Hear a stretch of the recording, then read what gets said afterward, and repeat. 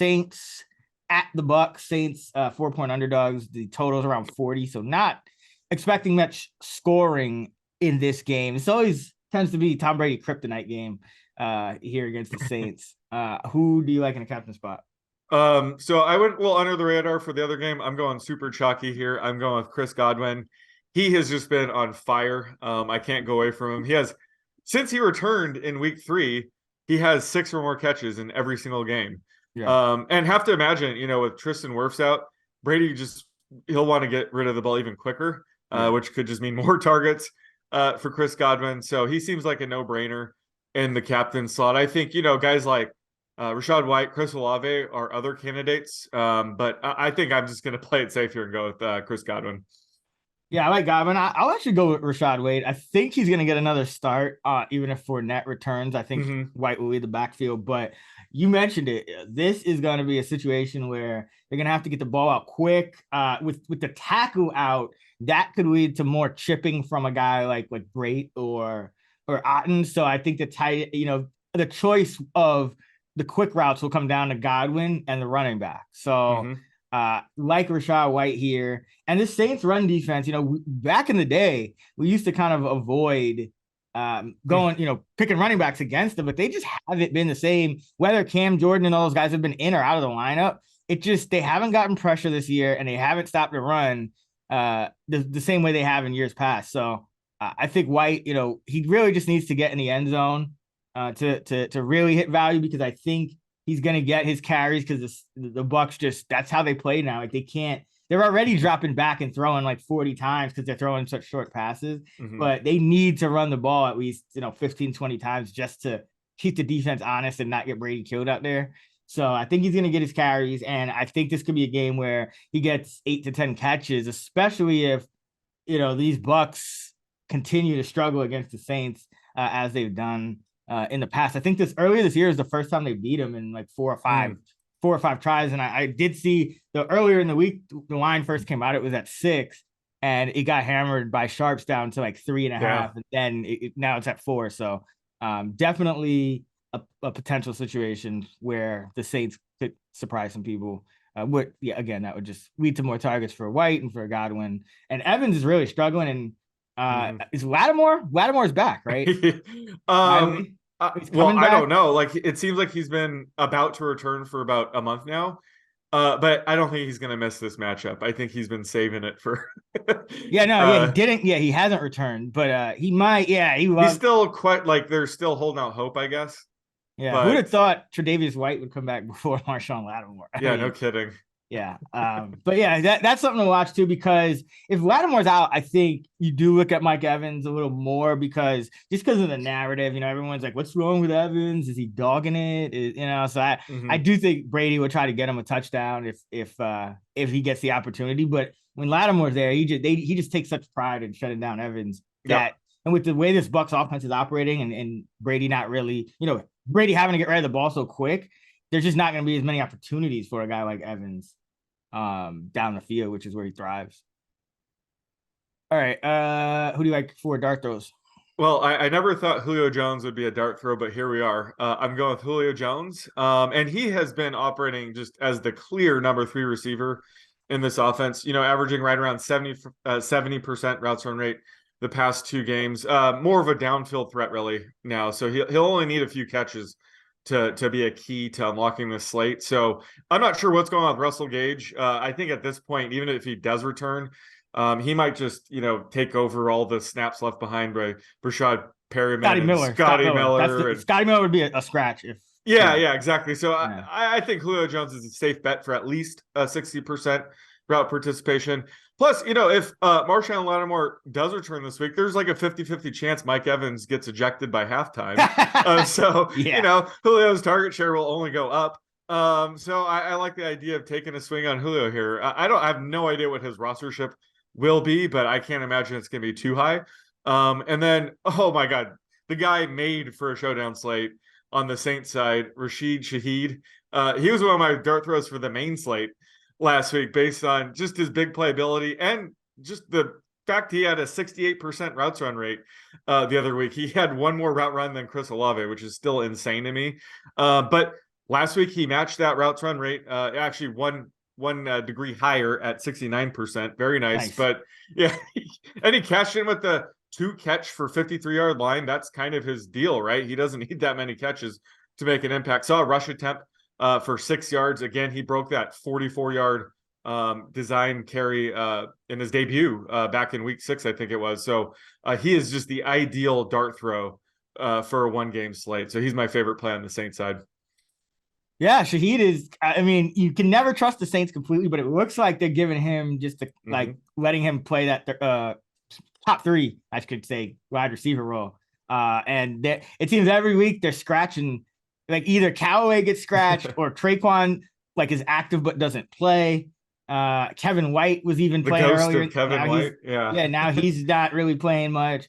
So I mean, week to week, you do have to pay attention to the inactives with the Saints. That's one thing I will say. Like even after you create your lineups, there's usually a surprise with their wide receivers.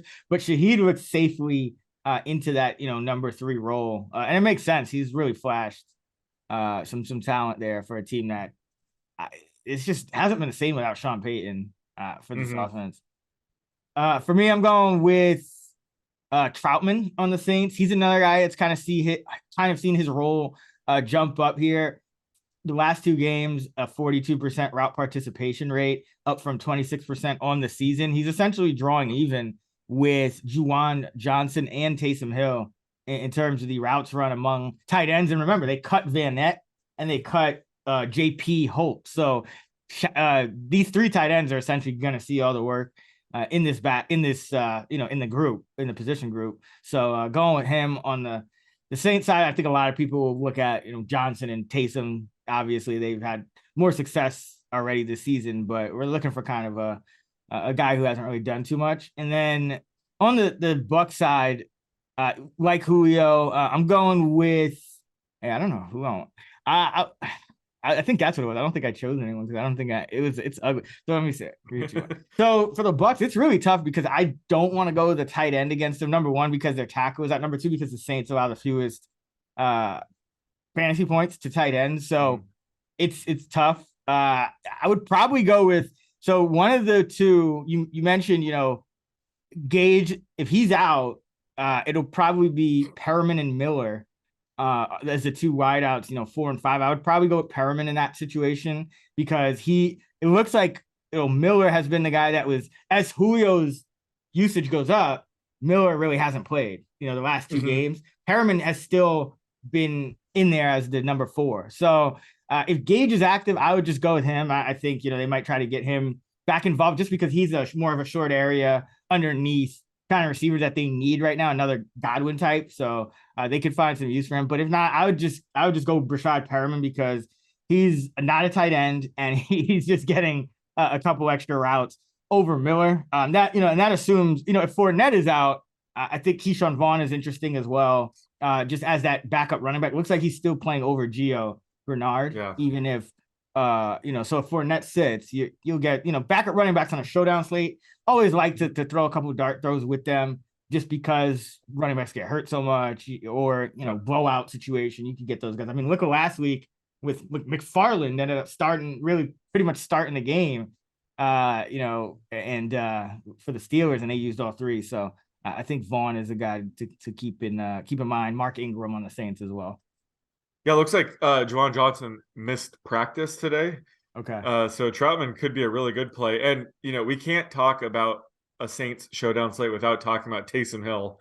But this should be a negative game script. I haven't really analyzed the matchup yet, but you made the point that Taysom Hill's value kind of goes down if it is going to be a potential game script. So what do you think about Taysom Hill? It's not. I don't think it's going to be a negative game script. The Bucks I was going to say, don't have negative. Like the Bucks don't get margin to the point where, like, this Bucks team, like, I'm probably going to be on the Saints in this game. It's just this Bucks team cannot separate from teams. I mean, I think heading into that Seahawks game, they hadn't led by more than 3 for more than 15 minutes over the last 6 weeks. Then they did get a 2-score lead against the Seahawks.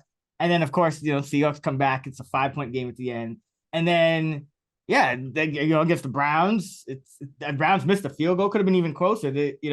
I just don't think the Bucks are capable of building more than like a 7-point lead for any good stretch of time. So I wouldn't worry about the game script in this matchup. So yeah, I like Taysom. He's obviously probably going to still be popular, though he has kind of ratcheted it down in terms of the production compared to earlier in the year. But that means he's due for just a complete eruption game, though. Yeah. And the Bucks usually do a good job on Kamara, just so it's usually got to be other guys. So yeah, I don't mind some Taysom in the spot, but we do have some fullbacks. We got Adam Prentice and Cole Keefe that, he's listed as a tight end, but he does wear a number in the 40s, I believe. And he did get in the end zone last week. Does he have like a neck pad? Like Mike Allstott, like the Brian Cox. Mike Allstott. Yeah. Yeah, I'm thinking Mike Allstott, but yeah, Brian Cox, yeah. Yeah, Brian Cox had that like board, right? Like that. Yeah, I think neck board. Mike Allstott did too. Oh, no, I thought also had the actual the neck pad where it's like a it's like a pipe pause, like a either way, he was a vulture's vulture. Too bad he wasn't around for showdown sites. But yeah, are you interested in either of these guys? I guess Keith? Yeah, I mean Keith, I think the thing is, when you see a play like that 1 week, like the play action, throw it out to the fullback in the flat, you usually don't see the same one the next week. So I'd actually go Prentice. He's still playing a couple of snaps a game, get a couple of routes. So the Saints. I mean, the Saints. This is the thing with the Saints. They're liable for anyone to score. True.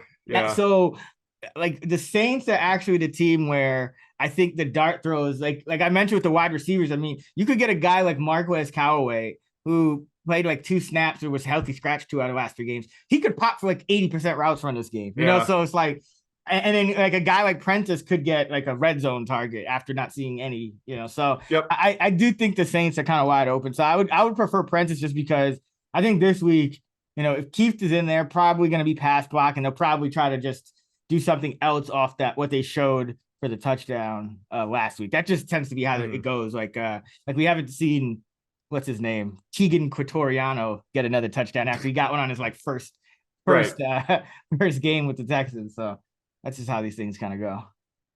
What about the luck rankings for this game? It's a pretty close matchup. The Saints ranked 26th, Bucks 22nd, but the Saints were the unluckiest team last week. I'm not sure if you saw all that game, but holy smokes, they probably shouldn't have won the game, but they absolutely should have covered. Yeah, they had they blew like a touchdown in close at like 4. They had like 4 cracks at it. A couple different drives. Kamara had that fumble right on the goal line. Yeah. They lost that. Forgot who dropped the touchdown. Juwan Johnson. He hit him in his face mask. Oh yeah. He dropped it, but then I think Juwan Jennings got a lucky touchdown on the 49ers side. Like there were so many different things that happened in the red zone that they all went the 49ers way, and Jimmy G had that pick 6 they called back. They had the defensive holding. So just so many things went wrong for the Saints. And yeah, they were by far the unluckiest team last week. So I think the public's probably overlooking them a bit. And like you said, this line opened up at -6 and it dropped. I think part of that was just the news that Wirfs was absolutely going to miss the next few games, but I think the Saints are definitely a live dog here, so I probably will end up taking them +4. I mean, like I said, the Bucks, I would not trust the Bucks to win any game with margin, even if they do win. Yeah, they'll probably win the game by 3 points. Yeah, and it'll be a struggle. It'll be like overtime, last second. Yeah. All right, that is going to wrap it up for the week number 13 Fantasy Flex Night Shift podcast. You can find Sean on Twitter at @the_oddsmaker. You can find me at Chris Raybon. You can find us at those same handles on the free award-winning Action Network app. Be sure to check out actionnetwork.com for all our fantasy football and NFL betting content and Be sure to check out actionnetwork.com for all. Wow. 3, 2, 1. Be sure to check out actionnetwork.com for all of our fantasy and betting content, and fantasylabs.com for our DFS tools and models. Until next time, let's get this money.